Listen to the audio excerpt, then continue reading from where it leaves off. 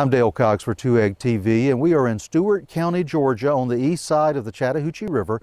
We're probably an hour south of Columbus, Georgia, and we're not all that far from Eufaula, Alabama. We are exploring some of the sites of the Creek War of 1836, and today we're here on the ground of the Battle of Shepherd's Plantation. This was one of the larger battles of the Creek War. If you're not familiar with the Creek War of 1836, let me tell you a little bit about it. This conflict erupted after some of the chiefs of the Creek Nation agreed to go and sign a treaty with the United States by which they agreed that most of them would move west of the Mississippi River to what is now Oklahoma at U.S. expense. Some did not agree with this agreement to give up their land, and so they ignited a rebellion. Kind of leading this revolt was Neamathla, who was well known down on the Florida-Georgia border some 20 years before when he fought Andrew Jackson. He was now living in the Creek Nation. He was the chief of Hitchiti, and he led the warriors there in an uprising. Also involved were the Yuchi, led by Jim Henry, and a few other groups. They initially attacked some travelers on the roads in the Creek Nation. They attacked some homesteaders who had settled on their lands. Then they crossed the river and they attacked and burned the town of Roanoke, Georgia. This led to troops coming in on them from really all sides. An army came in from Alabama, an army came in from Georgia, U.S. troops were sent in under General Winfield T. and the battles of the Creek War of 1836 began in earnest. One of the largest battles of this war took place here at Shepherd's Plantation in June of 1836.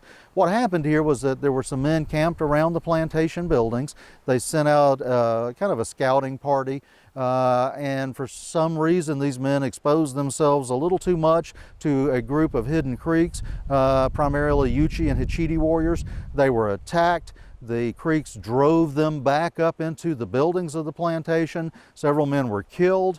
It was a very severe firefight that took place on this ground. Additional militia troops came up from Fort Jones, which was just south of here, and some of the other stockades in the area.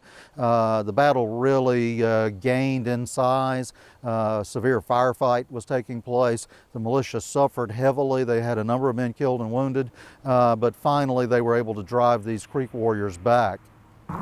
It was a particularly bloody day for the men of the Georgia militia. They suffered heavily in this battle, and it was probably the most advantage, other than at Roanoke, that Creek warriors gained on them during this particular war.